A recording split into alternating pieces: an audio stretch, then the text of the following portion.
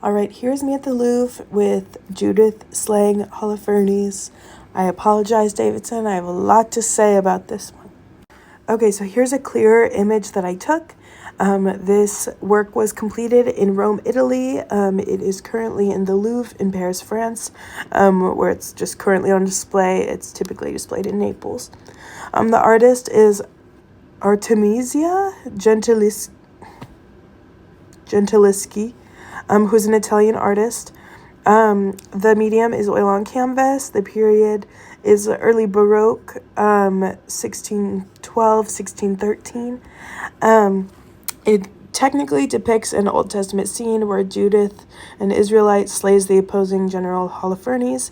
But many people, it's pretty commonly accepted that this piece was an outlet for Gentileschi's rage at another Roman artist, Agostino Tassi, who raped her in 1611 when she was 18 years old.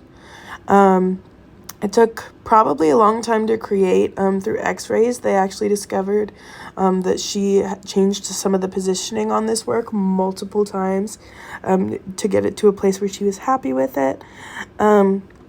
This work is important because it is a really powerful depiction of female rage, and one of the first that I saw like that, and was applauded for it in its time. Some defining characteristics are the lack of detailed background. It's really focused on the action, the dark color palette, and the expressive face of Holofernes, while Judith and her maids just seem focused, and their faces are more shadowed. Some historical contributions of Gentileschi is she became known for this work in particular, along with some others that generally depicted strong women. She was the first woman to become a member of the Accademia d'Arte del Disegno in Florence, Italy. I love how the positioning almost mimics what Gentileschi's assault may have looked like, and she kind of gives herself the opportunity here to retake her power. I did a lot of research on this story just because I was interested in it, and it's insane. Historically, she was actually tortured to give information during the trial, which he was convicted for, but it's understandable that she would have had a lot of rage. This was only completed 1 or 2 years after the event. But many people believe she drew herself and Tassi, which I like to believe, and it kind of makes sense considering that the maid's face is a little bit less detailed. I chose this work just because I found it really powerful.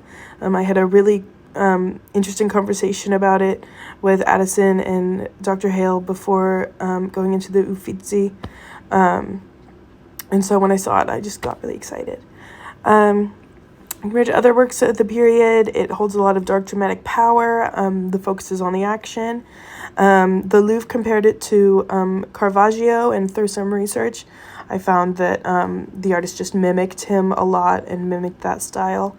And then a fun fact is that Gentileschi actually painted a second version of Judith slaying Holofernes, which is currently in display in the Uffizi in Florence, Italy. So that conversation made sense. I hadn't realized there were two, but I missed the other one, and so seeing this one meant a lot to me. I love this piece. So yeah.